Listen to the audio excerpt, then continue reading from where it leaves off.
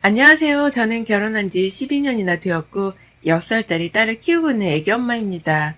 우연히 애기 어린이집 친구 엄마 소개로 이 채널을 알게 됐고 마음이 힘들 때든 우울할 때든 심심할 때든 올라오는 영상들을 보며 위로를 받았어요. 영상이 올라왔다는 알림이 딱 뜨면 남편 전화보다 더 반가웠죠. 뭐 저런 사람들이 다 있을까? 솔직히 그렇게 생각을 했었던 사연들이 한두 가지가 아니었는데 제가 겪은 결혼 생활을 보면 뭐 이 또한 어마어마한 사건 중 하나라서 한번 공유를 해볼까 합니다. 남편과 저는 1년하고 3개월 정도 연애를 하고 결혼을 했어요. 원래 결혼이란 게 막 느낌이 온다고 하는데 저는 남편에게 느낌이 왔다기보다는 이 사람이랑 헤어지고 또 다른 사람을 만나서 처음부터 다시 시작하는 게 하기 싫었습니다. 그냥 나이도 어느 정도 차 있는 상황이었고 이 정도 사람이면 결혼해서 산다고 해도 나쁠 것도 없다고 생각을 했어요. 그렇다고 사랑하지 않고 미지근한 관계였던 것은 아니었지만 단지 확 끌리는 무언가 없었던 겁니다. 저와 다르게 남편은 저랑 연애를 하면서 어느 순간부터는 결혼에 대한 확신이 생겼다며 우린 꼭 결혼하게 될 거라고 말을 했어요. 그런 남편을 바라보면서 한편으로는 신기하기도 하고 그 느낌과 확신이란 게 대체 뭘까 궁금하기도 했습니다. 아무쪼록 별탈 없이 결혼한 저희 부부는 원래 맞벌이 부부였어요. 제 직업 특성상 야근이 잦았고 남편은 칼퇴였죠. 그렇다 보니 늘 저녁을 홀로 챙겨 먹어야 했는데 점점 시간이 지나니까 남편은 이게 불만이 돼버렸나 봐요. 하루는 제게 이런 말을 하더라고요. 당신이 야근하는 거 어쩔 수 없다는 건 알거든? 근데 하루 이틀도 아니고 결혼하고 내내 저녁을 혼자 먹으니까 결혼한 건지 안 한 건지도 모르겠어. 그리고 나 음식 진짜 아무것도 못하는 거 알잖아? 해보려 해도 진짜 모르겠고 배달시키면 또 왜 이렇게 과하게 시켜 먹냐고 뭐라고 하고 어쩌라는 건지를 모르겠어. 여보, 근데 그건 좀 아닌 것 같아. 차라리 혼자 밥 먹는 게 외롭고 쓸쓸하다고 했으면 나 너무 미안하다고 이해도 가고 막 그랬을 건데 당신의 지금 그 이유는 밥 차려줄 사람이 필요한데 없어서 힘들고 짜증나 정도로밖에 안 들리거든. 그래서 기분이 진짜 별로 안 좋네. 아니, 내 말은 그런 뜻이 아니잖아. 그러게 말하기 전에 정리 좀 해서 말하지 그랬어? 기분 너무 상한다. 나도 힘들어 죽겠거든? 그렇게 야근하고 와서 씻고 바로 뻗어서 겨우 몇 시간 자고 일어나서 당신 아침 차리잖아. 그 새벽에 쪽잠 자고 일어나서 아침을 한식으로 매일 차리는 게 쉬운 줄 알아? 당신도 직접 손으로 못해 먹으니까 대충 알 거 아니야. 여보, 지금 싸우자는 게 아니야. 그래, 싸울 이유 하나 없어. 이건 당신이 나에 대한 배려가 너무 부족하다는 생각이 든다. 그냥 나도 말할게. 난 원래 아침 안 챙겨 먹는다고 했지? 근데 당신은 꼭 먹어야 한다고 했고, 그럼 알아서 먹던가 시리얼로 간단히 먹고 가. 피곤해서 나도 못하겠거든. 그리고 저녁에 밥을 먹고 싶으면 인터넷에 검색을 해서 레시피를 봐봐. 레시피를 보고 하면 누구나 다 할 수 있는 게 요리야. 적어도 노력이라도 해보고 투정을 부려. 안 그래도 힘들어 죽겠으니까 보태지 말고. 전 남편과 결혼 후 첫 다툼을 이렇게 하게 되었습니다. 너무 화가 났던 게 본인은 어려서부터 늘 아침에 국이나 찌개와 반찬들을 먹는 게 습관이 되어 그렇게 먹지 않으면 속이 안 좋고 너무 힘들다고 했죠. 그러나 전 반대로 자취하면서 혼자 챙겨 먹기가 힘들어서 안 먹어 버릇했더니 오히려 먹으면 속이 불편해요.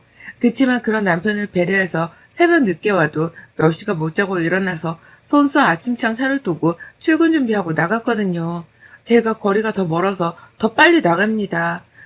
그럼 적어도 다녀와서 설거지라도 해놔야 할 건데 설거지도 그대로, 저녁 먹은 것도 그대로 늘 그랬던 사람이에요. 이래서 살아봐야 안다고 하는구나 싶었습니다. 여행 다닐 때는 제가 말하기도 전에 척척 잘만 치우면서 깔끔쟁이처럼 보이더니만 실제로 같이 살아보니까 저 하나 부려먹지 못해 안달난 사람 같았어요. 참 속상했지만 저렇게 싸운 후부터는 제가 아침을 챙겨주지 않았고 덕분에 1시간 넘게 더 잘 수 있었습니다. 남편은 제게 투정 부리듯 진짜 안 해줄 거야? 라고 했지만 전 단호하게 응 이라고 했고 정 한식이 땡기면 반찬 가게 가서 사와서 먹던가 하라고 했죠.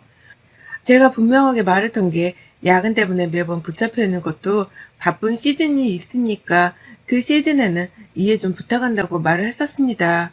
그런데도 저렇게 행동을 하니 얄미움 그 자체였어요. 그런 남편과도 아웅다웅하며 서로 맞춰가며 그렇게 살았습니다. 아무래도 저희가 나이가 조금 있다 보니 일세 계획을 서두를 수밖에 없었고 바쁜 시즌이 끝나자마자 열심히 노력했어요. 그러나 전혀 어떤 소식도 없고 너무 규칙적으로 하는 생리를 보고 조금씩 마음이 불안했습니다. 하루라도 빨리 병원을 가는 게 좋겠다고 판단을 해서 저는 남편의 손을 이끌고서 병원으로 향했어요. 당연히 해야 하는 검사라고 생각하고 마음 편히 갖고 검사를 했지만 결과가 나오기 전까지는 떨리는 이 마음은 어쩔 수 없었습니다. 결과는 둘 다 문제 없다고 하셨지만 저희는 노선에 접어들기 직전이라는 게 너무 두려워서 고민 끝에 시험관을 택했어요. 난임 부부가 정말 많다고 했지만 제가 또 그 길을 걷게 될 줄은 몰랐습니다. 시험관 해보신 분들은 아실 테지만 그거 한두 번이 아니라 몇 년씩 끌고 가게 되면 사람 멘탈이 다 나가죠. 그렇게 저희 부부는 4, 5년 정도 시도를 했습니다. 그 사이에 임신 성공을 한 적도 있었지만 결과는 유산이었죠. 매번의 아픔을 겪고 나니까 이제는 임신이라고 도질이 나와도 기쁘지 않았어요. 이 과정에서 남편과도 어색해졌습니다. 제가 많이 힘겨워하니 늘 미안하면서도 힘을 내달라는 게 남편이었고 전 그 말이 너무 듣기 싫었어요. 힘내지 말라고 해도 알아서 낼 건데 힘을 내달라고 하는 건 꼭 아이를 갖자는 말 같아서 너무 부담스럽고 마치 저 때문에 못 갖는 것 같아서 싫었습니다. 피해의식이죠. 자존감도 떨어지고 피해의식에 쩔어서 완전 내 자신을 잃었던 기간입니다. 얼마나 못났으면 친한 친구가 임신했는데 쌍둥이라고 울더라고요. 첫째가 있는 상태로 둘째 임신한 건데 쌍둥이였고 첫째의 쌍둥이들까지 모두 아들이라 감당 불가라며 막 우는데 예전에 저였으면 진심을 다해 위로해주고 기분을 풀어줬을 겁니다. 그런데 속으로 제가 복에 겨운 소리하네 라는 생각을 했죠. 그때 느꼈어요. 이거 진짜 멘탈 관리 똑바로 못하면 사람들도 잃겠다 싶었습니다. 결혼을 했는데 임신을 못하는 며느리를 둔 저희 시모는 모든 게 제 탓이라고 안 그래도 작아져 있는 저를 더 작아지게 만드셨죠. 답답하다 답답해. 내 친구 자식들 보면 며느리가 아주 얘들을 잘 만났는데 도대체 너는 뭐가 문제냐? 어? 뭐가 그렇게 문제여서 얘를 여태껏 못 가져? 내가 봤을 땐 너 처녀씨들의 뭐 수술하고 그런 거 있니? 예지운 경험 있냐고. 그래서 임신이 어려운 거 아니야? 어머님 그런 적 없고 아시잖아요. 저희 둘 다 몸에 이상 없어요. 이상이 없는데 어떻게 임신 소식이 없냐고 몇 년 동안. 이대로 살 거니 니들은? 난 그걸 못 봐. 내가 며느리 하나 보자고 고작 우리 아들 결혼시킨 줄 알아? 집안 대를 이어 손잡으려고 결혼시킨 거지. 너 내가 딱 말하는데 지켜볼 거다. 그래도 애소식 없으면 넌 아주 끝이야. 시몬은 대놓고 저를 집안 대를 이어줄 사람 취급했고 그게 안 될 것 같으면 쫓아내버리겠다고 말했습니다. 안 그래도 참 힘든데 저렇게까지 하는 시모를 보고 있자니 말이 나오지 않았어요. 남편은 시모가 저에게 이렇게 욕을 하고 막 뭐라고 하면 말려줄 법도 한데 모른 척을 하거나 한숨 쉬고 지나쳐 방에 들어가 있거나 했습니다. 너무 서운하기도 하고 사람이 어떻게 저럴 수 있나 싶었어요. 저라면 제가 더 나서서 상황을 중재하려고 노력을 했을 건데 말이죠. 시몬은 저를 향해 미움과 탓을 멈추지 않으셨습니다. 그러던 중 자포자기하는 심정으로 딱 2번만 더 해보기로 했어요. 아무런 생각도 의미도 없게 하게 된 그 첫 번째가 성공해버렸고 지금의 딸이 태어나줬습니다. 저는 10달 동안 진짜 이 어렵게 가진 아이를 잃게 될까봐 세상 밖에서 만나지 못할까봐 퇴사도 하고 몸조심도 조심했습니다. 또 산모에게 좋은 음식들을 잘 챙겨 먹으면서 그렇게 살았어요. 이 와중에도 시몬은 아들이 아닌 딸이라고 대체 뭔 생각으로 그딴 짓을 했냐고 했죠. 소리나 들어보니까 아들이 아니라 딸이라며? 맞니? 네, 맞아요. 네, 맞아요. 너 지금 그걸 말이라고 하고 있는 거야? 어쩌라고 그래 대체 어쩌라고. 너 지금 장난쳐? 대를 이으라고 했더니 딸을 갖죠? 뭐 하자는 거야 너? 나랑 지금 한번 해보자는 거지? 어머님, 아이 성별을 뭐 제 뜻대로 결정하는 건가요? 그래서 제가 억지로 딸 낳으라고 조정이라도 한 거냐고요. 제발 그만 좀 하세요. 그만 좀. 언제까지 이렇게 억지 부리시면서 저한테 뭐라고만 하실 건데요? 뭐야? 너 지금 나랑 해보자는 거야? 해보고 싶지도 않아요. 그러니까 그냥 저희가 어떻게 살든 냅두세요. 시모는 저희 딸을 예뻐해주지도 않으셨고 아이 출산하고 저에 대한 미움은 더욱 커졌어요. 남들은 엄마 닮아서 다행이라며 예쁘다는 말을 아주 입이 닳도록 하는데 시모만 유일하게 지 엄마 닮아서 얼굴 완전히 버려야 한다고 표현하던 사람이었죠. 해도 너무한 사람이죠, 그냥. 그렇게 우여곡절 끝에 어렵사리 낳은 딸아이는 너무 자주 아팠어요. 단 하루도 마음을 놓을 수 없을 정도로 입원 생활을 거의 밥 먹듯이 했죠. 그렇다 보니 자연스레 저는 복지가려던 꿈이 날아갔고 애를 키워야겠다는 생각이 더욱 커졌습니다. 애 하나 보는 것도 힘들지만 아픈 애를 어르고 달리면서 보는 건 여간 쉬운 일이 아니었죠. 지 몸이 아프니 짜증이 잔뜩 나있고 그러니까 징징거리고 띵강부리는 딸아이는 단 한시도 제 곁을 떠나려고 하지 않았습니다. 늘 엄마 하면서 저만 찾았고 누구에게 맡길 수도 없었어요. 얘 잠든 사이에 샤워라도 하려고 했는데 글쎄 그 사이에 깨서 대성 통곡을 하는 탓에 씻다 말고 뛰어가서 얘 달래기도 하고 막 그랬습니다. 솔직히 어렵게 낳은 아이라 오냐오냐 키워서 그런가 아니냐는 말이 나올 수 있는데 그렇진 않았어요. 늘 마음속으로야 오냐오냐 했지만 더 바른 아이로 건강한 아이로 성장해주길 바랬고 동생은 만들어줄 수 없을 것 같아 혼자서도 씩씩하게 이 험한 세상을 살아낼 수 있는 아이로 키우고 싶었습니다. 그래서 아무리 울어도 아닌 건 아니었고 아이가 운다고 아프다고 해서 봐주거나 약속한 거 깨고 들어주는 일은 하지 않았어요. 그럼 더 서럽게 울고 고함 지르고 했지만 전 그럼 아이를 안고 자리를 바꿔가며 눈물을 스스로 멈추고 본인 입으로 뭘 잘못했는지 말할 수 있게끔 도와줬습니다. 본인의 잘못을 솔직하게 말하고 용서를 구할 수 있는 용기가 있는 아이로도 키우고 싶었어요. 제가 낯을 가려서 미안한데 제대로 표현도 못하고 고마워도 표현도 못하고 그래서 마음속에 맺힌 게 많거든요. 그래서 딸아이는 저와는 다르게 완전 건강하게 그렇게 커주길 바랬죠. 애 키우고 살림하고 그러다 보니 1년, 2년 그렇게 시간이 후딱 지나갔습니다. 물론 말도 못하는 시집살이는 늘 겪었고 견뎌야 하는 제 숙제였어요. 안 그래도 힘든데 남편까지 대놓고 저를 비하하고 무시하더라고요. 제가 임신하기 전 키랑 체중이 164cm에 51kg였습니다. 그리고 저 당시가 키는 그대로 몸무게가 53kg였죠. 아무리 노력해도 저 2kg가 빠지지 않아서 그냥 무시하면서 살았거든요.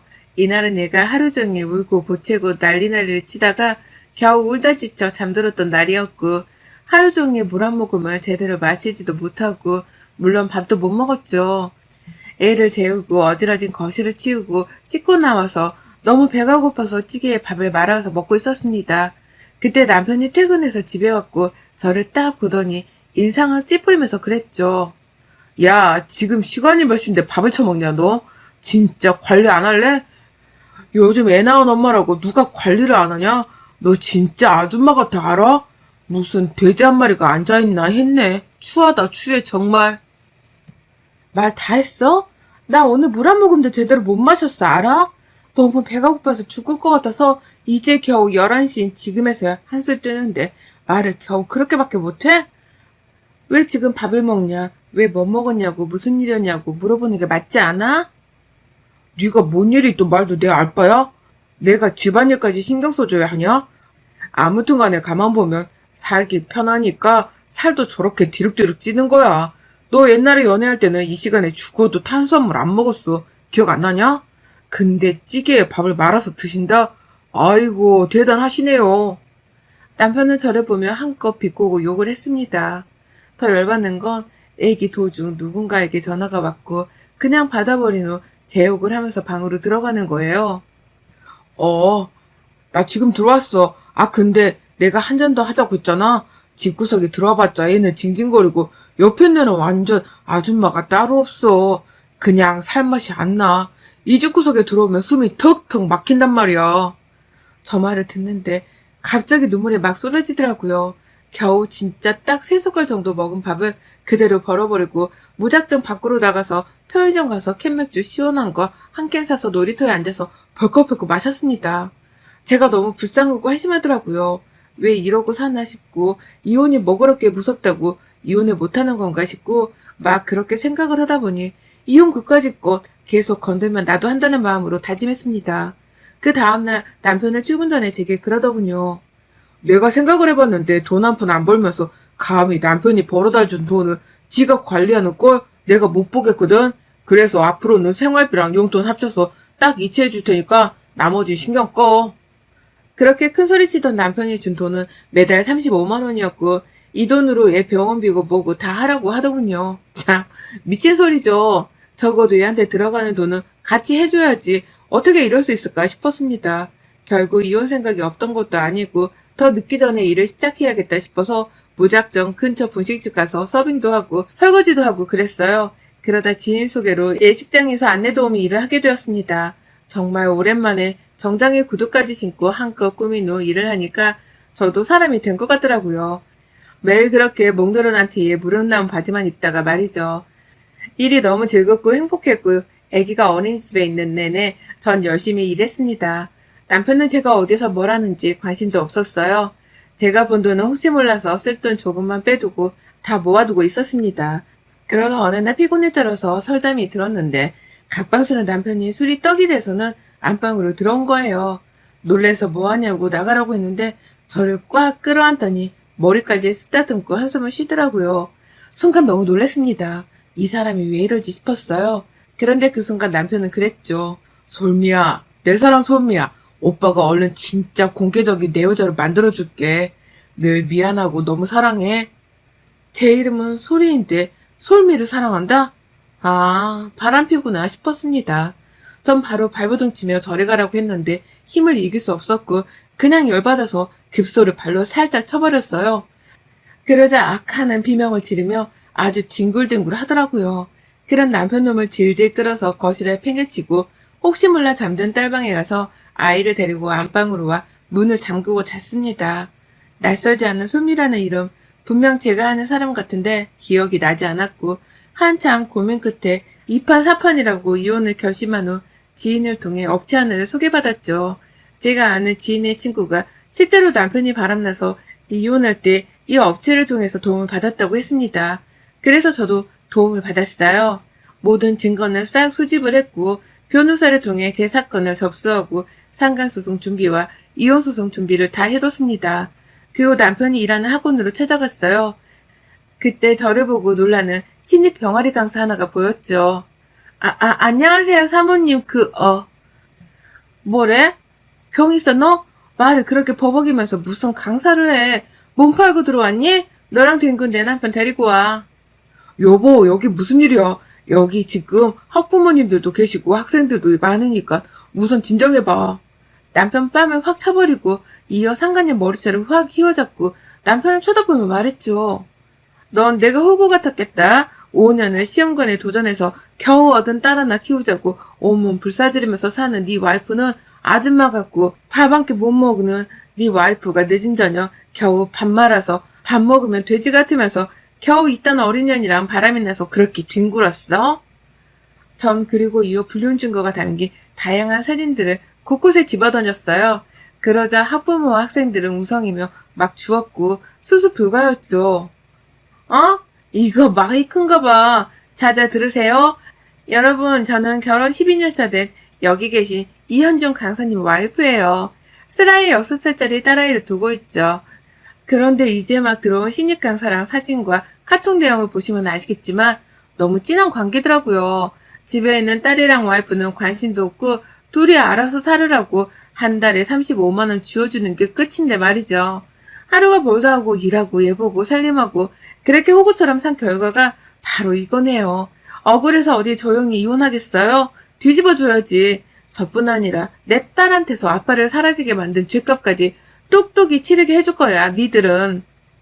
사모님 죄송해요. 그런데 정리할 수도 있어요. 저 진짜 이제 시작이라서. 나랑 얘기하자 여보. 집 가서.